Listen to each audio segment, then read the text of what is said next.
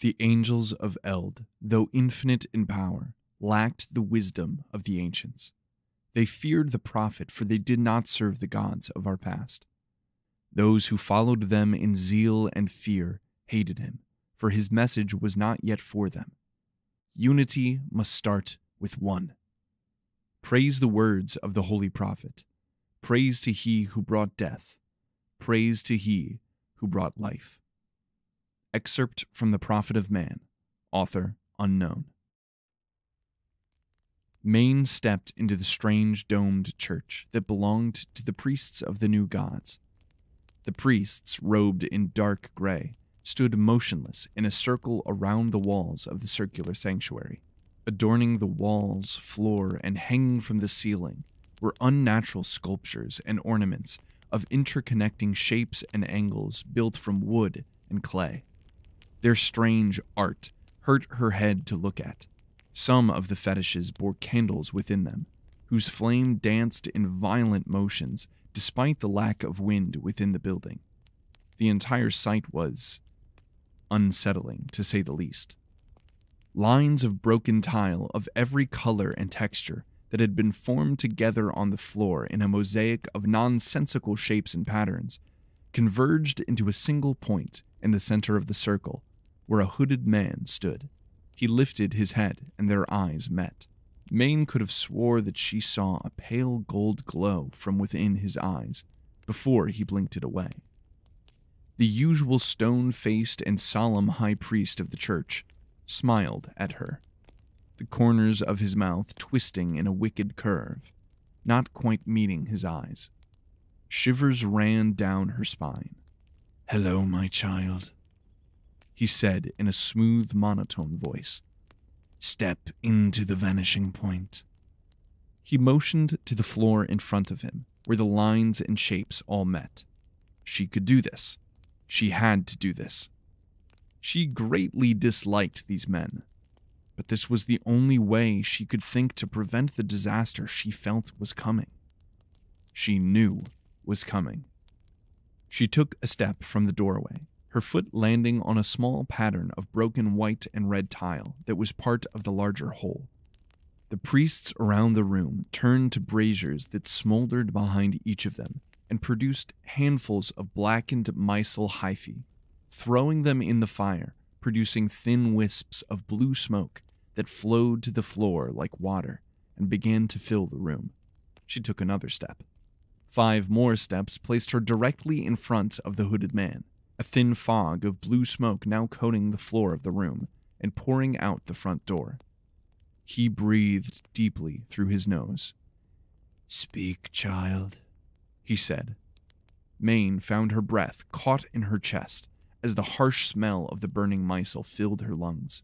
This wasn't the first time she had breathed Micelle fumes.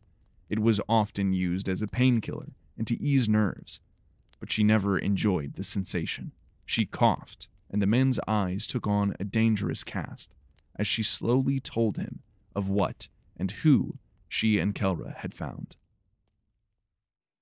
The holy warden finally sat back up from where he had been bowed prone for what seemed to John like an eternity. "The gods, they have not abandoned us. Have we proven ourselves worthy? Have we paid our debts in blood and tears?" he asked, eyes still wide in reverence and ecstasy. "I don't know. I come from a very different place and probably a different time. I don't understand your beliefs or your history, but I do want to help you," John said. The man's eyes dropped slightly as Pine translated his words. "You speak on behalf of the gods. You are their most holy prophet, given this fragment as a sign.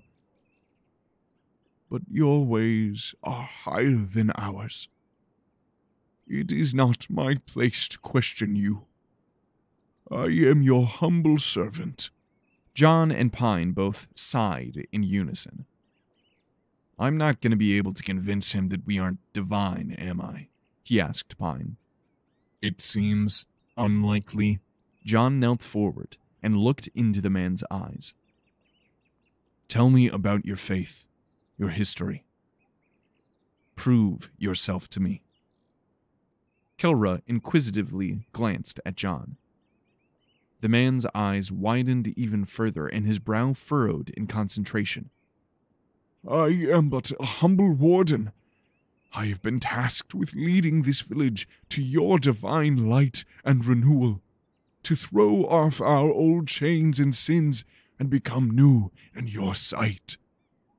I admit I am not the most knowledgeable about matters of history. I have lived in this village all my life, trained by the previous holy warden. I never made a pilgrimage to the holy cities or the great towers," he said. "Would one of these holy cities hold the answers I seek?" John asked. "It is not only the priests of the new gods that are wary of the cities. They are relics of our past, and those of us who follow the old ways revere them as such, but they are dangerous, both in body and mind. Forbidden knowledge and ancient things dwell there." "Would you forbid us from going there?" he asked. No, of course not," the man said, bowing. "It would not be my place to do so, but the holy cities are full of unruly folk who have fled their villages. Only we priests dare go there on pilgrimage, and even that happens less and less. I do not want you to be disappointed by what you find there." Kelra shifted her weight and picked at her nails. John sensed that speaking of the cities was making her uncomfortable. She had accepted him far more than he could expect from anyone in her situation, yet she clearly still held many reservations. "Thank you for your assistance, Holy Warden. You have proven yourself very helpful. Think about what we have spoken about. Meditate and pray, or whatever it is you do, and we will speak more of this tomorrow," John said to help ease the tension and move on from this conversation. The last thing in this world that he wanted to do was to alienate or drive off Kelra. She was so kind and innocent and was willing to take an astronomical chance by trusting him. He didn't want to discredit that. She had become his friend. Possibly the only one he had now. Besides Pine, of course. "The prophet speaks, and I listen. Praise to you," the Holy Warden said. Thanks," John responded. He stood up, and Kelra did as well, leading him back out into the open chamber, and then into the village beyond. Maine removed her tunic and underwrappings, and replaced them with a soft white sleeping gown. It was the only soft thing she owned. Most cloth and textiles that they produced here in the village were rough and coarse, made from the scratchy wool of the ovis her people herded on the other side of the village, or the even rougher, stooked, hackled, and spun mysel that was woven into a scratchy linen. Their society embraced discomfort. The priests of the old gods had long preached that their people were being punished for ancient sins, and the act of becoming complacent in discomfort was one of their tenets. Discomfort was all she had ever known, except for this gown. Her parents had bought it for her on her 16th birthday from a trader that had passed through their village. They said the material was called silk, and it came from a strange, large, 10-legged bug that lived in the trees to the west and spun intricate webs from the stuff. She didn't know if she believed all that, but it felt like heaven against her skin. It was one of the few luxuries she allowed herself. She laid down onto her stiff, hay-stuffed mattress across the cramped room from Kelra, who had undressed into a similar shaped but much less comfortable wool gown. Maine rolled over to face the wall, turning her back to her sister, and closed her eyes. Do you think it's possible to fall in love with someone you barely know and have nothing in common with? Maine choked on her own saliva and coughed several times, wincing at the volume. What? She asked sharply. I asked if you thought it was possible to fall in love with someone. I know what you said. Maine barked and turned around to face her sister. I'm just having trouble understanding it. She clenched her fists under her crossed arms. It was just a question. Kelra whispered. He's not even from our planet, Kel. You know nothing about him. As far as we know, this whole thing could just be some elaborate trick. Maine said, nearly in a shout. You don't really believe that, do you? Kelra asked. Yes. Did she, though? John had been nothing but kind and honest to her and Kel as far as she knew. He seemed genuine, sincere, intense. Those eyes. They were the eyes of a passionate man. A dangerous man. No, maybe. I don't know, Kel, but you can't just throw yourself at some guy just because he fell from the sky. Kelra flashed her a dangerous glance, then shushed her with her hand, glancing out the door of the room and up the hall where their parents slept. I'm not throwing myself at him, Kelra hissed. I was just asking a question, Maine. Just go to bed. I shouldn't have said anything. Kelra turned over in her bed, away from Maine. Part of Maine ached at the sight of seeing Kelra angry. She was always so happy and joyful, brightening any room she entered. Another, darker part, a jealous part, exulted in her pain. She quickly shoved that part down and breathed deeply. Kel, just go to bed, Maine. I'm sorry. He seems like a nice guy. I just don't want you to get hurt. I don't want any of us to get hurt. I've seen things at night. Kelra slowly turned back to look at her. Things I can't explain. Things I barely remember. But I remember pain. I remember fire. And I remember him being at the center of it. So what? Are you some oracle of the new gods now? Kelra mocked. No, You've had dreams too. I know you have. We all have. No one ever talks about it. We've just accepted them as normal, as part of our curse. But something is not normal, Kel. Just be careful, okay? Okay? She responded softly. Okay. Maine echoed. They both turned away, and Kelra drifted asleep.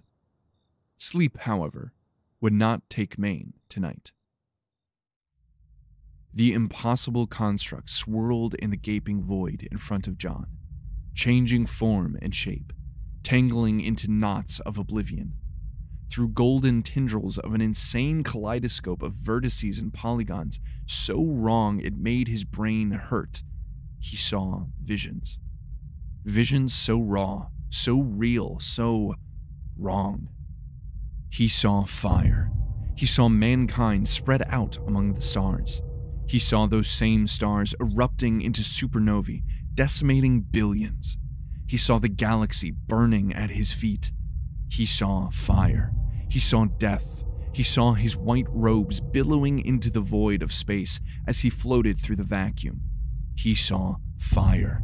A house burning, people screaming, people dying.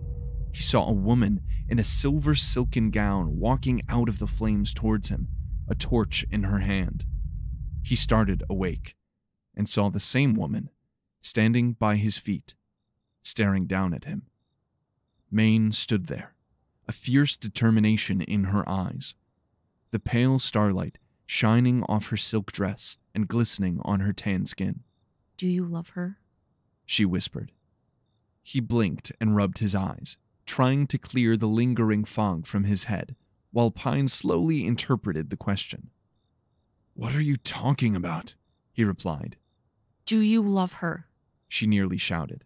Her knuckles turned white, her hands gripping her dress by her sides, pulling the silk close against her body. He shook his head in a final attempt to wake himself, then looked to the side. "And to think you freaked out when seeing me in my boxer shorts." She looked down at herself, as if just now realizing what she was wearing.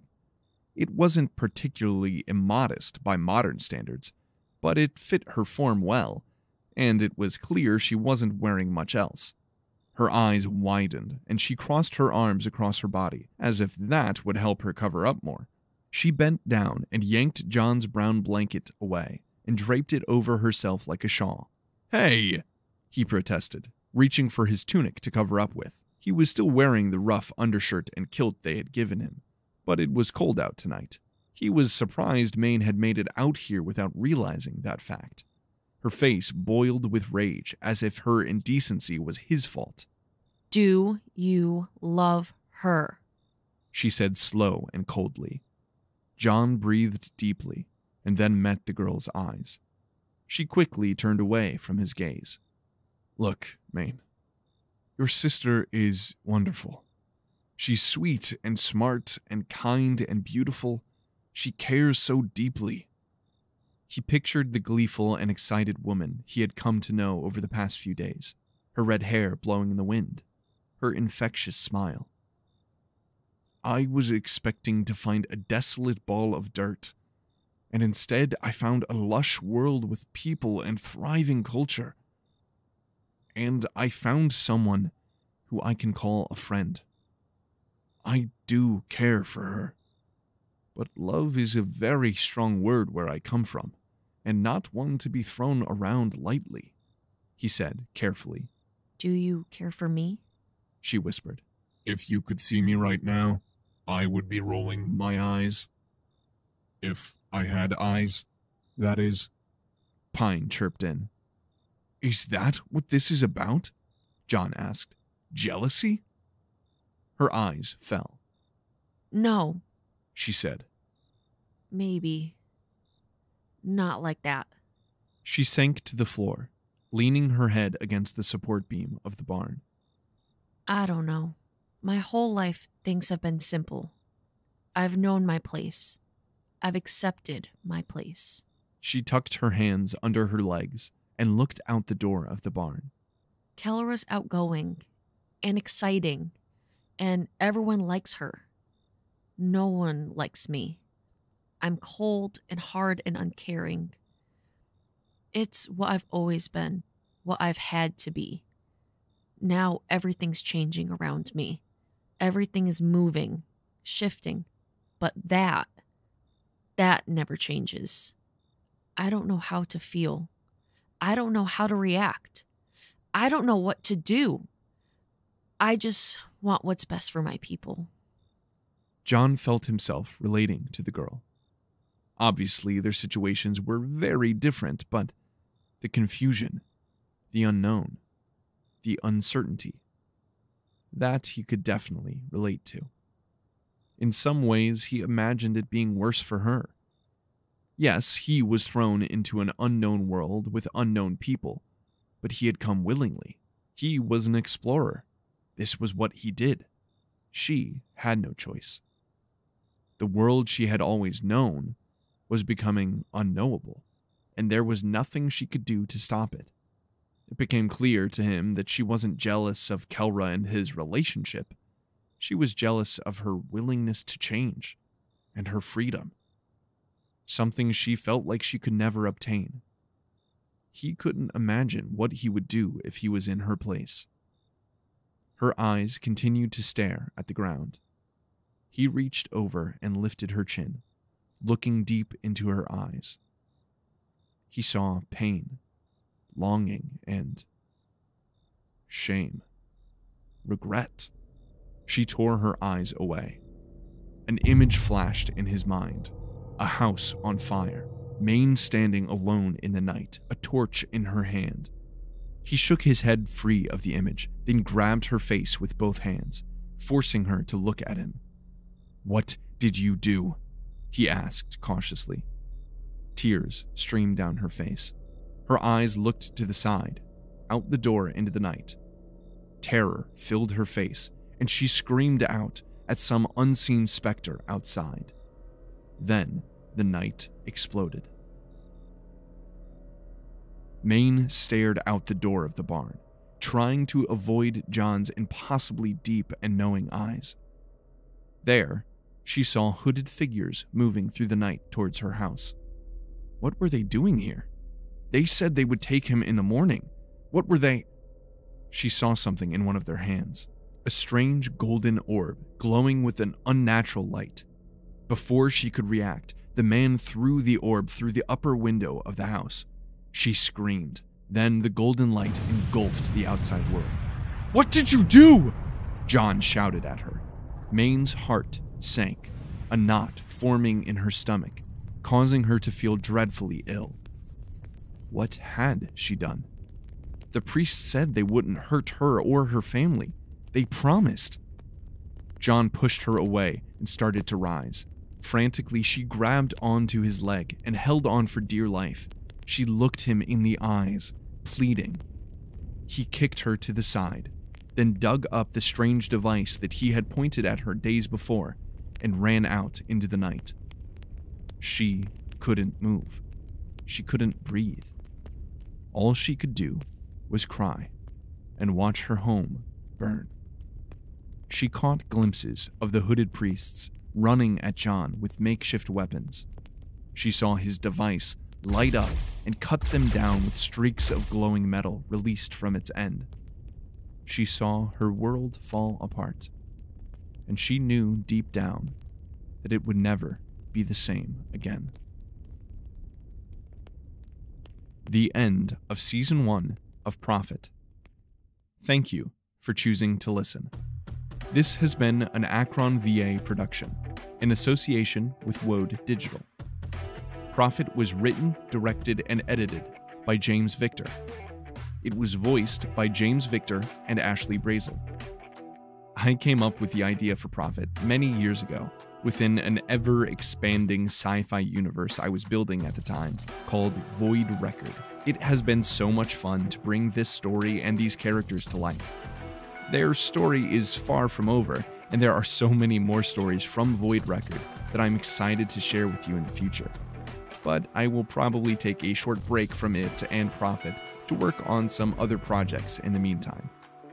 If you've enjoyed this story, I would really appreciate it if you leave a like and a comment. Your comments and feedback mean so much to me. And to stay up to date on when new stories are released, feel free to subscribe. Thank you so much once again for listening and following along with this journey. It really means the world to me. I would also like to take a minute to thank those of you who have been such dedicated listeners. You are part of the reason I keep doing this, and your support means everything.